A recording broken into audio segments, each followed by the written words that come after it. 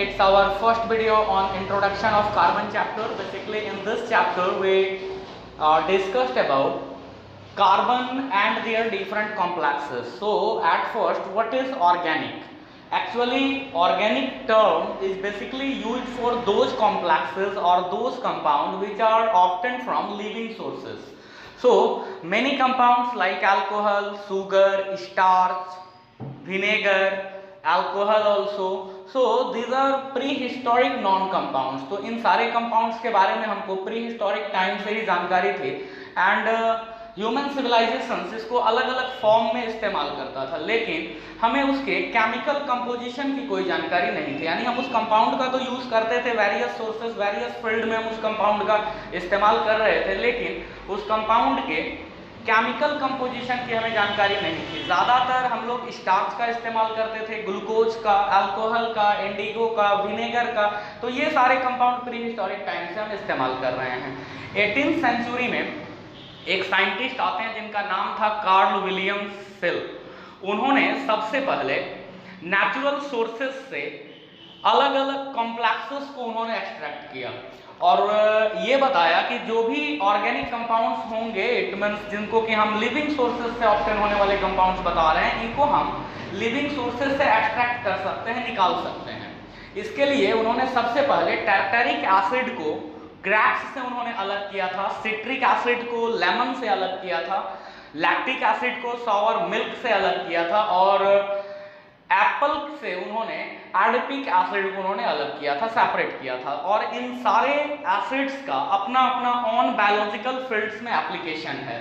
और जो Karl William cell थे वो एक फार्मास्यूटिकल केमिस्ट थे, तो उन्होंने सबसे पहले इन सारे कॉम्प्लेक्सेस को, इन सारे कंपाउंड्स को नेचुरल प्रोडक्ट से उन्होंने इस चीज को एक्सट्रैक्ट किया था।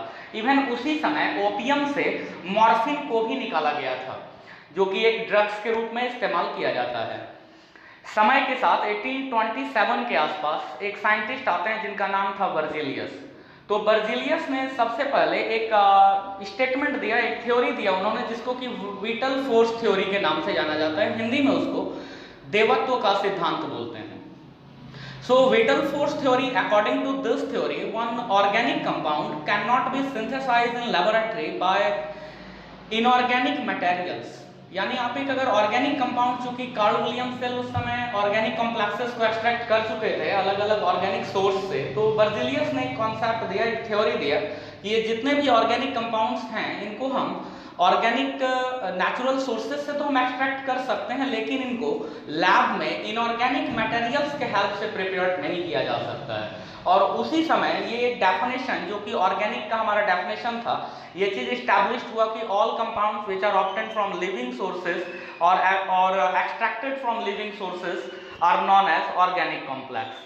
तो जब बर्जीलियस इस स्टेटमेंट को देते हैं कि कोई भी ऑर्गेनिक कंपाउंड अगर है तो आप उसको सिर्फ लैब में हम एक्सट्रैक्ट कर सकते हैं उस नेचुरल सोर्स के हेल्प से, लेकिन उसको हम इनऑर्गेनिक मटेरियल्स के हेल्प से हम प्रिपेयर नहीं कर सकते। जैसे अगर एक अल्कोहल है हमारा या फिर ग्लूकोज है, तो अगर हम ग्लूकोज की बेसिकली अगर हम बात करते हैं तो आप प्लांट में रिएक्शन जो कि उसके अंदर होता है, तो आप देखोगे कि कार्बन डाइऑक्साइड एंड वाटर, ये दोनों सनलाइट एंड क्लोरोफिल के प्रेजेंस में ग्लूकोज मॉलिक्यूल्स प्रोवाइड करता है एंड ऑक्सीजन प्रोवाइड करता है। So in this reaction two inorganic compounds converted into one organic compound. तो बर्जीलियस बताते हैं कि यस इट इज पॉसिबल कि है ऐसा होगा, लेकिन ये सिर्फ एक नेचुरल पावर के ही अंदर होगा या फिर एक लिविंग बॉडी के अंदर पॉसिबल है। जैसे यहाँ पे दो इनऑर्गेनिक कॉम्प्लेक्सेस हैं, carbon dioxide and water, both are inorganic compound and these two combined together in presence of sunlight and chlorophyll converted into glucose molecule. Here glucose molecule is organic molecule. तो Berzelius कहते हैं कि ये जो भी organic molecules आप prepare करोगे lab में भी, तो वो लैब में हम उसको प्रिपेयर नहीं कर सकते हैं, वो बेसिकली एक नेचुरल फोर्स के हेल्प से होगा। यानी ये रिएक्शन ओनली प्लांट्स में पॉसिबल है, लीव्स में पॉसिबल है, हम इस रिएक्शन को लैब में इस्टेब्लिश नहीं कर सकते हैं। उसके बाद एक साइंटिस्ट आते हैं जिनका नाम था होलर। होलर एक्चुअली बर्जीलियस के ही स्टूडेंट्स थे, यानी इन्हीं के निचले जस्ट बाद वाले ग्रुप के साइंटिस्ट थे ये। इन्होंने एक्सीडेंटली यूरिया को प्रिपेयर किया था, क्योंकि यूरिया उस समय का एक वेल नॉन ऑर्गेनिक कंपाउंड था, क्योंकि स्टर्नर एक साइंटिस्ट था जिसने इसको ह्यूमन यूरिन से एक्सट्रैक्ट किया था उस समय।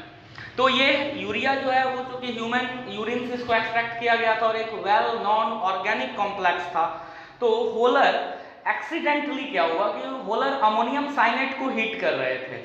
उस दौरान उन्होंने थोड़ा वाटर का अमाउंट वहां पे ज्यादा यूज किया था और रिएक्शन को छोड़ दिया, तो वो रिक्रिस्टलाइज हो गया था और रिक्रिस्टलाइज होकर यूरिया का फॉर्मेशन किया। So NH4+ CNO is ammonium cyanate, और इसको इन्होंने वाटर के साथ मिला के हीट किया था, जिसके कारण कि ये रिक्रिस्टलाइज हुआ एंड NH2CO NH2 का फॉर्मेशन किया, जिसको कि कई बुक्स NH2 Hol2CO भी लिखते हैं। तो आप कोई भी आप टर्म यूज कर सकते हैं, no problem. So this one is urea and urea is well non organic complex at that time. तो उस समय हमारा जो यूरिया था वो एक वेल नॉन ऑर्गेनिक कॉम्प्लेक्स था, और इस कॉम्प्लेक्स को होलर ने एक इनऑर्गेनिक मटेरियल्स के हेल्प से इस ऑर्गेनिक मटेरियल को फॉर्म्ड किया था। तो यहाँ पे अब जो हमारा प्रीवियस कॉन्सेप्ट था ऑर्गेनिक वाला कि those compound which are obtained from living sources only are termed as organic, तो ये स्टेटमेंट अब चेंज हुआ और एक modern definition of organic chemistry use किया गया। So according to modern definition of organic chemistry, all compounds of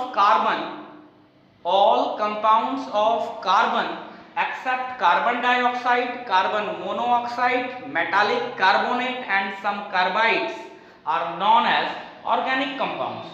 So carbon के सारे कंपाउंड को अब हम ऑर्गेनिक कंपाउंड बोलते हैं, either it is prepared in laboratory by inorganic materials or it is.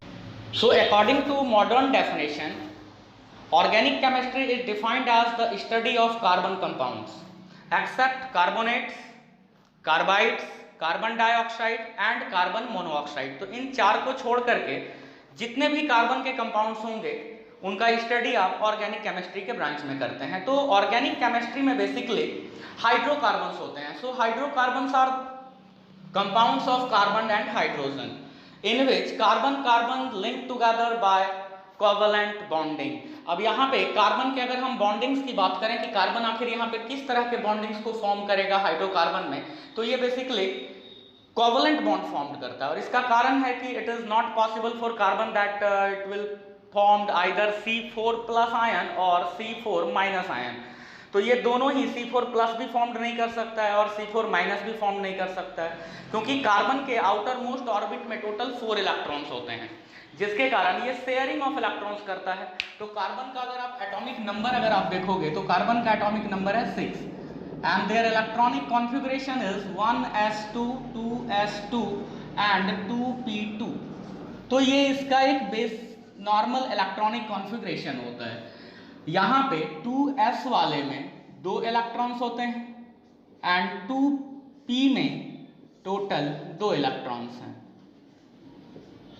And इस स्टेट को हम बोलते हैं नॉर्मल स्टेट। नॉर्मल स्टेट ये कार्बन का नॉर्मल स्टेट है जिसमें कि वो कोई रिएक्शन नहीं कर रहा है, लेकिन जैसे ही इस कार्बन को कुछ एक सफिशिएंट सप्लाई ऑफ एनर्जी मिलता है तो जो इनके ऑर्बिटल्स होते हैं वो एक दूसरे के साथ मिक्स्ड होना शुरू हो जाते हैं और इसी प्रोसेस को हम हाइब्रिडाइजेशन बोलते हैं। सो हाइब्रिडाइजेशन इट मींस कि हम सबसे शॉर्ट में बता सकते हैं कि intermixing of atomic orbital is known as hybridisation. तो अगर एटॉमिक ऑर्बिटल्स अगर आपस में अगर इंटरमिक्स अगर हो रही हैं, वो मिल रही हैं, तो वैसे केस में एक new set of orbitals formed होगा और जो new set of orbital formed होगा उसको हाइब्रिड ऑर्बिटल्स बोलते हैं और इन ऑर्बिटल्स को एटॉमिक ऑर्बिटल, और ये एटॉमिक ऑर्बिटल्स अभी अपने नॉर्मल स्टेट में है। तो जैसे ही इनको कुछ सप्लाई ऑफ एनर्जी यहाँ पे मिलता है तो जो ये वैलेंस ऑर्बिटल्स होती हैं ये एक दूसरे के साथ मिक्स्ड होती हैं। और इस मिक्स होने से एक new set of orbital form होता है। जैसे यहाँ पे 2s का 1 एंड 2p के 3 different orbitals px, py and pz, तो ये 3 एंड ये 1 4, ये चारों मिल करके 4 new set of orbitals form करता है और इन्हीं ऑर्बिटल्स को हाइब्रिड ऑर्बिटल्स बोलते हैं। और इसमें तो ये चारों इलेक्ट्रॉन्स फिर हुंड को रूल को फॉलो करते हुए फिलअप किए जाते हैं। हुंड का रूल है क्या कि पहले हम सिंगल इलेक्ट्रॉन हम कहीं भी फिलअप करते हैं, देन उसके बाद पेयर किया जाता है। तो कार्बन के केस में तो चूंकि सिर्फ 4 इलेक्ट्रॉन्स हैं and these are 4 new set of orbitals, hybrid orbitals हैं, तो ये चारों में एक एक इलेक्ट्रॉन्स आ जाता है। अब यहाँ पे बॉन्डिंग के लिए कार्बन को अपना इस चारों इलेक्ट्रॉन को पेयर करना होगा, इससे इसका ऑक्टेट पूरा हो जाएगा, क्योंकि 4 इलेक्ट्रॉन अभी यहाँ पे हैं और 4 ये शेयर करेगा, तो ईच इलेक्ट्रॉन यहाँ पर पेयर होता चला जाएगा और इस कार्बन का ऑक्टेट पूरा हो जाएगा। Now my question is why carbon will not form C4+ और C4- आयन। तो यहाँ पर C4+ एंड C4- ये दोनों बनने के लिए a large amount of energy needed होगा, या फिर वो लार्ज अमाउंट ऑफ एनर्जी बाहर निकलेगा उस एटम से।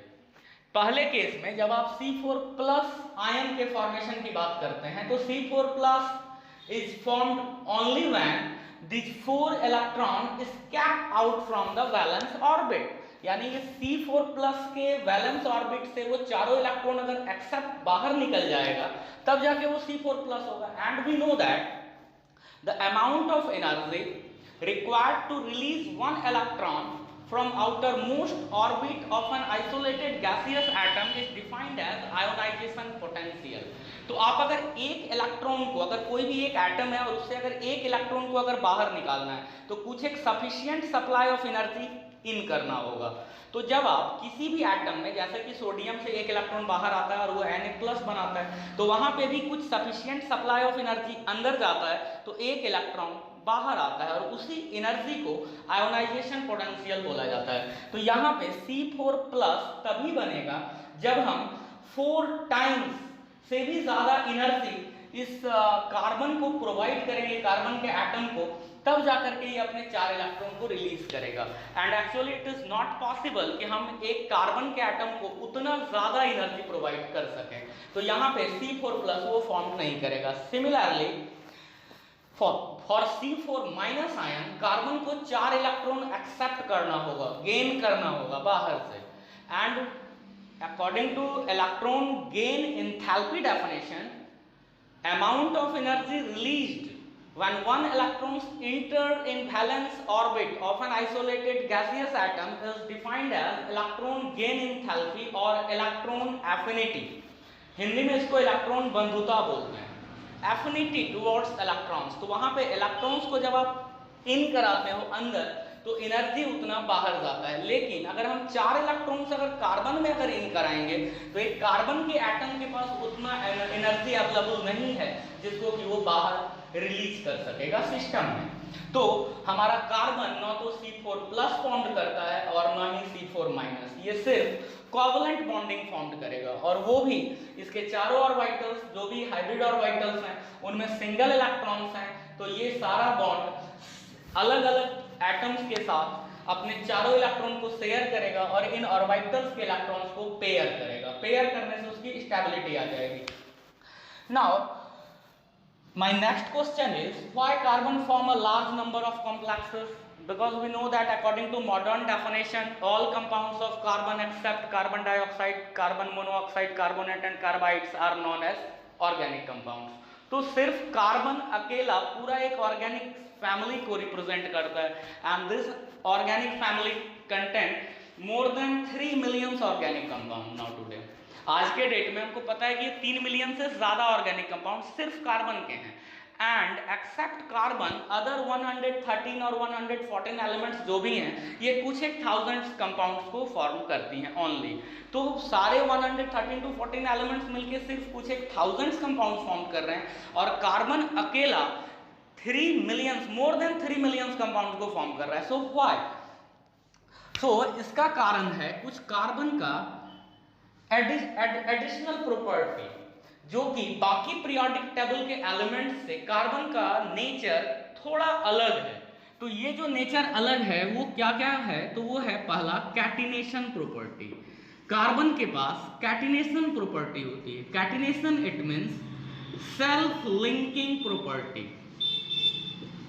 सेल्फ लिंकिंग प्रॉपर्टी, खुद के साथ जुड़ने की क्षमता, खुद के साथ जुड़ता चला जाता है। जैसे अगर हम ऑक्सीजन की बात करें तो ऑक्सीजन मैक्सिमम 2 एटम मिलकर के O2 बनाता है। 3 एटम्स जब आपस में मिलते हैं तो O3 ओजोन बनाता है। बट O4, O5, O6 नहीं होता है।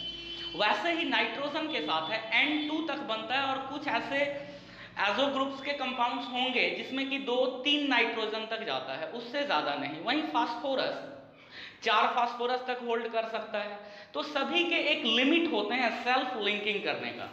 लेकिन कार्बन की जो कैटिनेशन प्रॉपर्टी है वो सबसे ज्यादा मैक्सिमम है, और ये मैक्सिमम होने का कारण है इसका सुटेबल साइज। न तो कार्बन बहुत छोटा है फ्लोरीन के जैसा कि न्यूक्लियस के बीच रिपल्सन शुरू हो जाए, उतना छोटा भी नहीं है, तो उतना बड़ा भी नहीं है कि उनके बीच लगने वाले बॉन्ड्स वीक हो जाए, उतना छोटा भी नहीं है कि उसके बीच लगने वाला जो बॉन्डिंग्स, अगर एटम्स के साइज अगर बहुत छोटे होंगे तो न्यूक्लियस के बीच रिपल्सन काम करना शुरू हो जाता है, तो वैसे केस में कैटिनेशन कम होगा। साइज अगर बहुत बड़ा होगा तो न्यूक्लियस के बीच ज्यादा डिफरेंस होगा, तो बॉन्डिंग्स वीक होंगी, और वैसे केस में भी कैटिनेशन वीक होगा। लेकिन कार्बन एक सुटेबल साइज का हमारा एटम है, जिसके कारण ये मैक्सिमम कैटिनेशन को शो करता है। यही कारण है कि कार्बन कार्बन के साथ लिंक करते हुए एक लंबे लंबे चेन और डिफरेंट टाइप्स ऑफ ब्रांच का फॉर्मेशन कर सकता है इस तरह से। कारण क्या है कि इसका कैटिनेशन प्रॉपर्टी मैक्सिमम होता है। Catenation it means self linking property. And the second one is tetravalency nature. Tetravalency nature, carbon हमेशा 4 बॉन्ड फॉर्म करता है। तो किसी भी सिस्टम में जब 4 बॉन्ड फॉर्म्ड होगा तो वैसे केस में एक रिजिड स्ट्रक्चर बनता है जिसको टेट्राहेड्रल स्ट्रक्चर बोलते हैं। तो टेट्राहेड्रल स्ट्रक्चर एक रिजिड एंड स्ट्रॉन्ग स्ट्रक्चर है हमारा। तो टेट्रावैलेंसी जिन एटम्स में मिलेंगे उनसे बनने वाले कॉम्प्लेक्सेस वो ज्यादा बोल सकते हैं कि नंबर्स में हो सकते हैं, क्योंकि अलग अलग नंबर में वो कंबाइन करेंगे और वो ज्यादा स्टेबल होंगे। तो यहाँ पे सिर्फ कार्बन ही नहीं है, बल्कि कार्बन के साथ ये सारे एलिमेंट टेट्रावैलेंसी नेचर वाले होते हैं। ये कारण है कि ये कैटिनेशन प्रॉपर्टी कार्बन में तो है ही, उसके साथ सिलिकॉन में भी मिलता है। सिलिकॉन आपस में कई सिलिकॉन एक दूसरे के साथ मिलकर एक नेट स्ट्रक्चर फॉर्म करते हैं, जाल की तरह संरचना फॉर्म करता है। इसका यूज लुब्रिकेंट्स बनाने में किया जाता है। तो ये भी एक तरह के कैटिनेशन प्रॉपर्टी को यहाँ पे सिलिकॉन आपका शो करता है। तो कार्बन से लेकिन ये कम करता है। कारण है कि सिलिकॉन का साइज थोड़ा सा बड़ा हो जाता है। जैसे जैसे आप नीचे आते हो यहाँ पे तो सारे एलिमेंट टेट्रावैलेंसी नेचर को शो करते हैं, बट साइज बड़ा होने के कारण इनका कैटिनेशन प्रॉपर्टी कम हो जाता है। तीसरा कारण है large number of complex formed करने का, आइसोमरिज्म।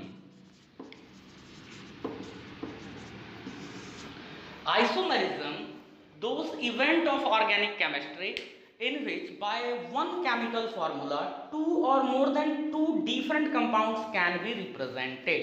यानी हमारे पास केमिकल फार्मूला एक ही होगा, लेकिन उस एक केमिकल फार्मूला से हम 2 या 2 से ज्यादा कंपाउंड को हम रिप्रेजेंट कर सकते हैं। तो इस बिहेवियर यहाँ पर जो हम आइसोमरिज्म बोलते हैं इसको, तो आइसोमरिज्म उस इवेंट को बोला जाता है, और जो वो कंपाउंड्स होते हैं डिफरेंट उनको आइसोमर्स बोलते हैं।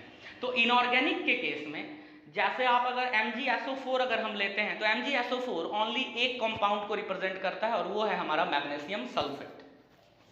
वैसे ही अगर इनऑर्गेनिक में अगर कोई भी एक केमिकल फॉर्मूला है तो वो सिर्फ एक ही कंपाउंड को रिप्रेजेंट कर सकता है, लेकिन ऑर्गेनिक के केस में एक ही केमिकल फॉर्मूला के हेल्प से हम 2 या 2 से ज्यादा कंपाउंड्स को रिप्रेजेंट कर सकते हैं। एग्जांपल के लिए अगर मैं C2H6O की अगर मैं बात करूं तो ये एक केमिकल फॉर्मूला है हमारा।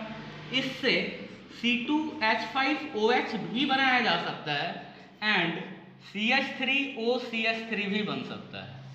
तो यहाँ पर एक ही केमिकल फॉर्मूला से हम लोग दो अलग अलग कंपाउंड को रिप्रेजेंट कर रहे हैं। एक है हमारा इथाइल अल्कोहल और दूसरा है हमारा dimethyl ether, also called methoxy methane and ethyl alcohol. तो ये दोनों कंपाउंड एक ही केमिकल फार्मूला से बन रहे हैं, यानी हमारे पास ऑर्गेनिक में एक स्कोप आता है कि अब केमिकल फार्मूला तो एक ही होगा लेकिन वो दो या दो से ज्यादा कंपाउंड को रिप्रेजेंट कर रहे होंगे, और वैसे कंपाउंड्स को हम आइसोमर्स बोलते हैं। तो इसके कारण भी कहीं ना कहीं ऑर्गेनिक एक लार्ज नंबर ऑफ कंपाउंड को फॉर्म कर सकता है। कार्बन हमारा एक लार्ज नंबर ऑफ कॉम्प्लेक्स को फॉर्म करता है। ऑर्गेनिक एंड इनऑर्गेनिक की अगर हम बात करते हैं, so organic it means all compounds of carbon, organic it means all compounds of carbon except carbon dioxide, carbon monoxide, carbonate and carbides. And inorganic it means all compounds other all elements, compounds of other all elements except carbon। तो carbon को छोड़ के जितने भी complexes बनाते हैं अलग अलग एलिमेंट्स, उन सभी को हम इनऑर्गेनिक कंपाउंड्स बोलते हैं, ठीक है। Organic compounds are basically covalent in nature. So organic compound हमारा जो भी होगा वो क्या होगा, कोवलेंट नेचर का होगा।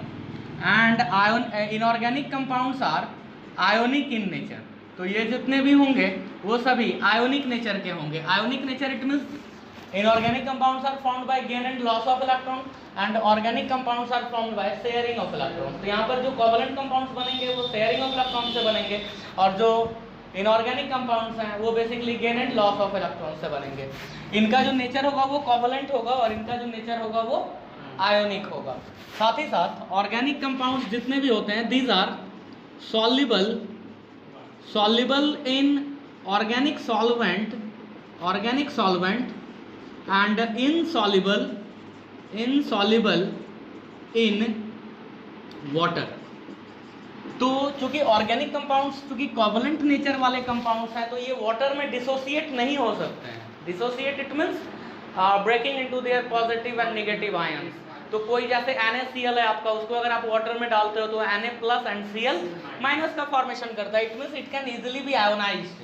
सो आयोनिक कंपाउंड्स तो आयोनाइज हो सकता है बट कोवलेंट कंपाउंड आयोनाइज नहीं होगा, because covalent compounds are formed by sharing of electrons. तो जहाँ पे कि वो शेयरिंग ऑफ इलेक्ट्रॉन से अगर फॉर्म्ड हो रहा है तो वैसे केस में वो आयोनाइज्ड नहीं होगा। इसीलिए सारे के सारे ऑर्गेनिक कंपाउंड्स जो भी होते हैं वो ऑर्गेनिक सॉल्वेंट में तो सॉल्युबल होते हैं, बट इनऑर्गेनिक जैसे हम वाटर की बात करें तो वाटर में वो क्या हो जाते हैं, इनसॉल्युबल।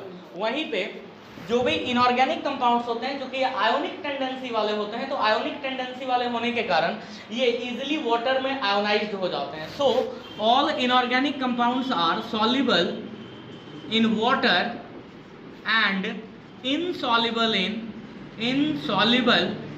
In organic solvent. तो जितने भी ये ऑर्गेनिक सॉल्वेंट में अगर आप इनको ले जाओगे तो ऑर्गेनिक सॉल्वेंट में तो ये इनसॉल्युबल होंगे और वाटर में ये क्या होंगे, सॉल्युबल होंगे। ओके। साथ ही साथ जो ऑर्गेनिक कंपाउंड्स होते हैं इनके रिएक्शन मॉलिक्यूलर रिएक्शन होते हैं। मॉलिक्यूलर रिएक्शन का मतलब होता है एक पूरा का पूरा एक ग्रुप या पूरा का पूरा एक मॉलिक्यूल ही पार्टिसिपेट कर रहा हो रिएक्शन में। जैसे एग्जांपल के लिए ये सारे रिएक्शंस हम लोग बाद में पढ़ेंगे अभी। जैसे इथाइल अल्कोहल का रिएक्शन अगर हम CH3COOH एसिडिक एसिड के साथ अगर कराते हो कॉन्क H2SO4 के प्रेजेंस में, तो ये CH3COO C2H5 का फॉर्मेशन करेगा एंड वाटर रिलीज करेगा यहाँ पे। तो आप देखोगे कि ये पूरा का पूरा यूनिट C2H5 ही पार्टिसिपेट कर रहा है यहाँ जाकर के। एटम्स एक दूसरे से टूट के अलग नहीं हुआ है, इसीलिए कहा जाता है कि ऑर्गेनिक के जितने भी रिएक्शंस होते हैं these are molecular reaction, but in the case of inorganic this reactions are ionic reaction. Ionic का मतलब क्या होगा कि दो आयन एक्सचेंज हो रहा होगा। जब भी रिएक्शन होगा तो वो आयोनिक मोड में होगा, मतलब एक्वस मीडियम में ही ऐसे रिएक्शंस पॉसिबल होंगे। जो भी आयोनिक रिएक्शंस होंगे वो एक्वस मीडियम में होंगे, ठीक है। और जो मॉलिक्यूलर रिएक्शंस होते हैं वो किसी भी मीडियम में पॉसिबल है क्योंकि वो आयन का फॉर्मेशन नहीं कर रहा है, ठीक है ना। साथ ही साथ जितने भी ऑर्गेनिक कंपाउंड्स होते हैं ये हाई वोलाटाइल होते हैं। वोलाटाइल इट मीन्स कि आप लोअर टेम्परेचर पे भी इसको वेपर में और गैस में आप कन्वर्ट कर सकते हो। यही कारण है कि जितने भी ऑर्गेनिक सॉल्वेंट्स होते हैं ये गुड फ्यूल की तरह एक्ट करते हैं और साथ ही साथ इनका melting and boiling point low होता है। एंड ये all the 3 states of matter में आपको मिलते हैं जो ऑर्गेनिक कंपाउंड्स हैं, because they are formed by sharing of electron and we know that covalent bondings are weak bonding. तो जब दो ग्रुप्स के बीच या दो एटम्स के बीच का बॉन्डिंग अगर वीक होगा तो small little amount of energy के सप्लाई से आप उस बॉन्ड को क्या कर सकते हो, ब्रेक कर सकते हो। तो जब आप लिटिल अमाउंट ऑफ एनर्जी के सप्लाई से आप बॉन्ड को अगर ब्रेक कर पा रहे हो, ब्रेक कर दे रहे हो, तो इसका मतलब ये हुआ कि इनका जो एमपी और बीपीज होगा वो लो होगा। वहीं पे जब हम इनऑर्गेनिक कंपाउंड्स की हम बात करते हैं तो इनऑर्गेनिक कंपाउंड्स जो कि आयंस के थ्रू फॉर्म्ड होते हैं, यहाँ पे दो अपोजिटली चार्ज्ड आयन एक दूसरे के कांटेक्ट में आता है, जैसे Na+ एंड Cl- एक दूसरे के कांटेक्ट में आता है और उनके बीच एक स्ट्रॉन्ग फोर्स ऑफ अट्रैक्शन काम करता है जिसको कि हम लोग इलेक्ट्रोस्टैटिक फोर्स ऑफ अट्रैक्शन बोलते हैं। तो चूंकि उन आयोनिक कंपाउंड्स में दो एटम्स के बीच strong electrostatic force of attraction काम कर रहा होता है, तो वैसे केस में उनके एमपी और बीपीज हाई होते हैं क्योंकि उनके बीच के बॉन्डिंग को ब्रेक करने के लिए लार्ज अमाउंट ऑफ एनर्जी क्या होता है, नीडेड होता है आपको। ठीक है, जब तक आप उतना एनर्जी आप सप्लाई नहीं देंगे तब तक वो बॉन्ड ब्रेक नहीं करेगा। इसीलिए जितने भी कोवलेंट कंपाउंड्स होंगे और ऑर्गेनिक कंपाउंड्स होंगे इनके एमपी और बीपीज लो होंगे एंड ये all the 3 states of matter में मिलेंगे आपको। वहीं पे इनऑर्गेनिक कंपाउंड्स के एमपी बीपीज हाई होंगे और ये क्रिस्टलाइन सॉलिड के फॉर्म में मिलेंगे। इसका कारण क्या है कि इनके बीच लगने वाला फोर्स ऑफ अट्रैक्शन बहुत स्ट्रांग है और जब दो एटम्स और दो पार्टिकल्स के बीच लगने वाला फोर्स ऑफ अट्रैक्शन अगर स्ट्रांग हो तो वैसे केस में उन पार्टिकल्स का रेगुलर अरेंजमेंट होता है और जब रेगुलर अरेंजमेंट होगा तो वैसे केस में वो क्रिस्टलाइन सॉलिड का फॉर्मेशन करेंगे। जैसे NaCl क्रिस्टलाइन सॉलिड होता है, शुगर क्रिस्टलाइन सॉलिड होता है, वहीं पे रबड़ जो है आपका वो एमॉर्फस सॉलिड होता है, सूडो सॉलिड आप उसको बोलते हो। वो सॉलिड तो है बट वो सारे कैरेक्टरिस्टिक्स ऑफ सॉलिड को फुलफिल नहीं कर रहा है हमारा। Is it clear? तो ऑर्गेनिक का जो क्लासिफिकेशन है, ऑर्गेनिक इनको बेसिकली दो अलग अलग क्लास में डिवाइड किया गया है जिसमें कि हम एक को बोलते हैं acyclic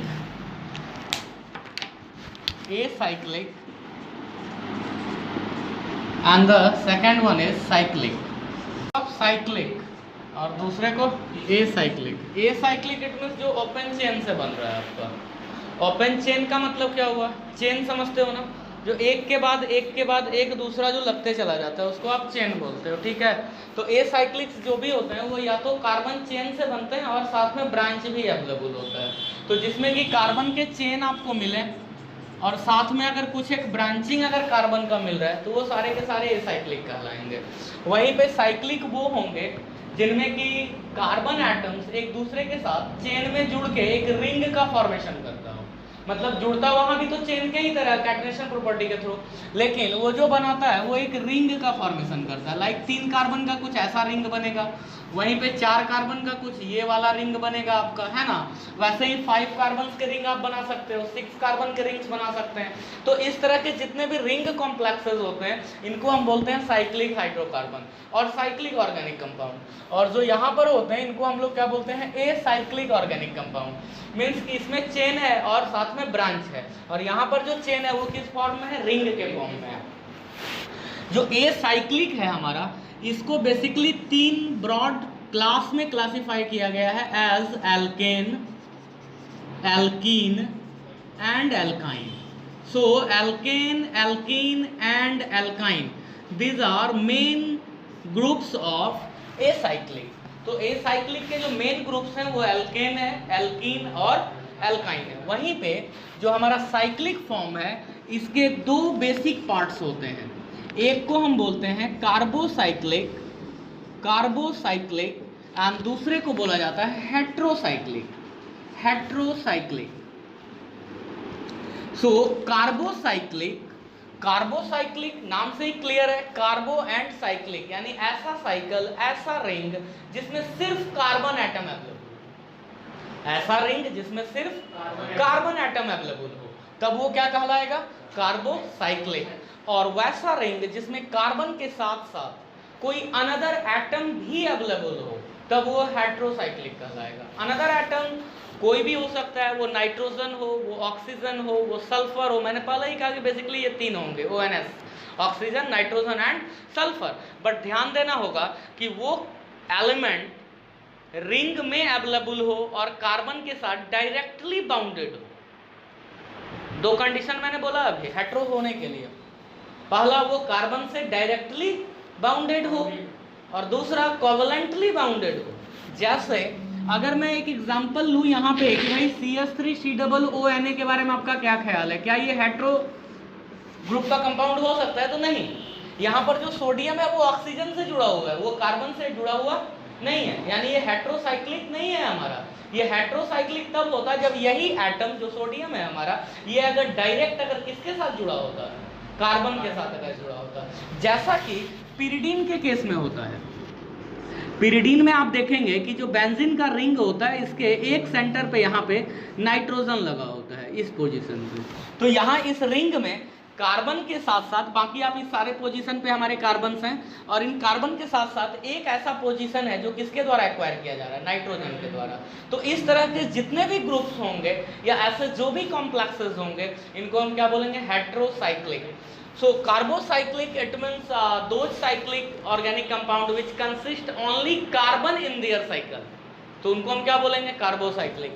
and heterocyclic are those cyclic hydrocarbon in which with carbon other elements are also present in their cycle. And उसके लिए कंडीशन क्या हम लगाएंगे कि that extra atom must be bounded with direct carbon atom with covalent bond, यानी वो covalent bond से जुड़ा हो और कार्बन से डायरेक्ट जुड़ा हुआ हो, तो हम उसको क्या बोलेंगे, हेट्रोसाइक्लिक। वहीं पे जो हमारा कार्बोसाइक्लिक पार्ट है, ये भी दो अलग अलग पार्ट में हम इनको एक्सप्लेन कर सकते हैं। एक को बोलते हैं जो एलिसाइक्लिक होते हैं, वो नॉर्मल साइकिल हैं, उनको एलिसाइक्लिक हम बोलते हैं, एलिसाइक्लिक। वहीं पे जो दूसरे होते हैं उनको एरोमेटिक्स कहा जाता है। ये थोड़े अब जैसे एलिसाइक्लिक, तो ये सभी एलिसाइक्लिक का एग्जांपल है। Alicyclics are those cyclic compound in which only single bonds are present between two carbon atoms. दो कार्बन एटम के बीच में सिर्फ क्या होगा, सिंगल बॉन्ड होगा। And their nature is like alkane, इनका नेचर अल्केन के जैसा होगा, एलिफैटिक्स के जैसे होंगे, तो हम इनको क्या बोलेंगे, alicyclic. And those compound in which those cyclic compound in which double bond is present in their alternate position and have a specific odor or smell are known as aromatics। यानी वैसे कंपाउंड जिनमें कि carbon carbon के बीच में, आप यहाँ देख सकते हैं अल्टरनेट पोजीशन पे डबल बॉन्ड अवेलेबल है। बेंजीन के साथ भी सेम कंडीशन होता है आपका कि बेंजीन में भी अल्टरनेट पोजीशन पे डबल बॉन्ड अवेलेबल है। तो अल्टरनेट पोजीशन पे डबल बॉन्ड अवेलेबल हो और एक स्पेसिफिक ऑर्डर हो, एक स्पेसिफिक एरोमा हो, सुगंध हो एक अलग तरह का, तो वैसे कंपाउंड को हम लोग क्या बोलते हैं, एरोमेटिक्स बोलते हैं। तो बेसिकली ऑर्गेनिक कंपाउंड को इसी क्लास में डिवाइड किया गया है, यानी सारे के सारे ऑर्गेनिक कंपाउंड को हम बेसिकली ए साइक्लिक और साइक्लिक में डिवाइड कर सकते हैं। ए साइक्लिक मीन्स जो कि सिर्फ साइकिल, चेन और ब्रांच से बने होंगे, ये बेसिकली 3 टाइप्स के होंगे, alkane, alkene and alkyne. And cyclic का इधर आपका क्लासिफिकेशन है। जो अल्केन होता है, इनका जनरल फार्मूला का जो वैल्यू होता है वो होता है CnH2n+2। एल्कीन का होता है CnH2n और अल्काइन का होता है CnH2n-2। एन का वैल्यू अल्केन में 1 2 3 डॉट डॉट डॉट, एल्कीन के केस में 2 3 4 डॉट डॉट डॉट, अल्काइन के केस में 2 3 4 डॉट डॉट डॉट। ये कारण है कि एल्केन में सिर्फ सिंगल बॉन्ड होता है, एल्कीन में डबल बॉन्ड एंड अल्काइन में ट्रिपल बॉन्ड होता है। क्लास 10 तक के स्टैंडर्ड में बेसिकली हम mono alkenes and mono alkynes को हम स्टडी करते हैं, ओके। लेकिन हायर स्टैंडर्ड में जाने के बाद ये डाईइंस और ट्राइंस के भी फॉर्म्स में आते हैं। डाईइंस मतलब जिसमें 2 जगह डबल बॉन्ड होगा, 3 जगह डबल बॉन्ड होगा, ठीक है ना। लेकिन यहाँ पर जो भी हम स्टडी करेंगे वो सारे के सारे मोनो होंगे, यानी एक ही पोजीशन पे या तो डबल बॉन्ड होगा या फिर ट्रिपल बॉन्ड होगा, बाकी सारे के सारे सिंगल बॉन्ड होंगे, ओके। तो यहाँ पे एल्केन का जो वैल्यू होगा वो CnH2n+2 होगा, एल्कीन का जो जनरल फार्मूला होगा वो CnH2n होगा, एंड अल्काइन का जो जनरल फार्मूला होगा वो CnH2n-2 होगा। एन के वैल्यूज एल्केन में 1 से चलेंगे और एल्कीन और अल्काइन में 2 से, कारण एल्कीन और अल्काइन में एटलीस्ट 1 डबल बॉन्ड है। तो डबल बॉन्ड तभी पॉसिबल है जब 2 कार्बन हो उन्हीं के बीच डबल बॉन्ड आएगा ना, एक कार्बन और दूसरा कोई तो नहीं हो सकता है, हाइड्रोजन लोगे तो सिंगल बॉन्ड वो फॉर्म करता है। तो एटलीस्ट 2 कार्बन्स होने चाहिए ताकि हम एक डबल बॉन्ड बैठा सके या एक ट्रिपल बॉन्ड लगाया जा सके, इसीलिए n के वैल्यूज यहाँ 2 से चलते हैं, ठीक है। इनके नाम को याद रखना है, एक अल्केन याद रखिएगा, बाकी सारा इसी के कॉरेस्पॉन्डिंग वैल्यू चलेगा on depending upon number of carbon atom.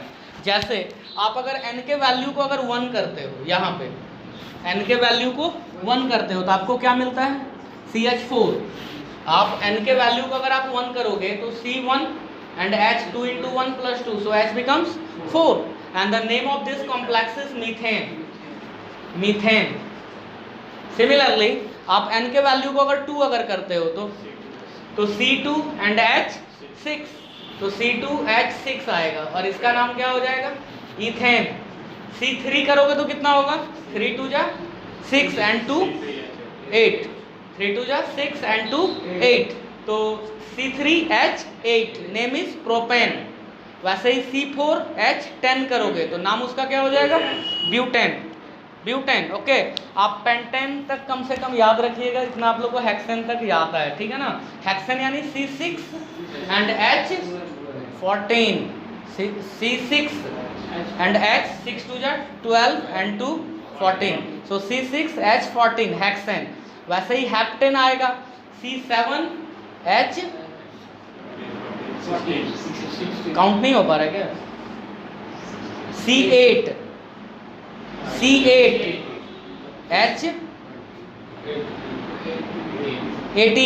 Name octane. Similarly nonane and decane. Okay, तो आप 1 से लेकर के एटलीस्ट 10 तक इसमें अल्केन में याद रखिए, बाकी हम लोग फिर वैसे ही करेंगे। अब 2 कार्बन वाला है, लेकिन अगर इस जनरल फार्मूला को अगर फॉलो करेगा, जैसे आप अगर यहाँ पे बैठा होगे, अगर C यहाँ तो 2 होना चाहिए, 1 तो होगा ही नहीं, तो C2 होगा तो H कितना होगा 4। नाम क्या होगा, तो 2 कार्बन वाले का इसमें नाम क्या था इथेन, तो यहाँ नाम हो जाएगा इथीन, ENE लगा देंगे आप, ठीक है। वैसे ही जब आप इसमें आएंगे तो C2 होगा तो H कितना होगा, यहाँ बैठाइए 2 का वैल्यू C2H2, तो ये क्या हो जाएगा 2 है ना कार्बन, तो इथेन नाम है, यहाँ पे इथाइन हो जाएगा, YNE ऐड कर देंगे। ओके, तो इस तरह से आप कॉरेस्पॉन्डिंग अल्केन, एल्कीन और एल्काइन के वैल्यूज को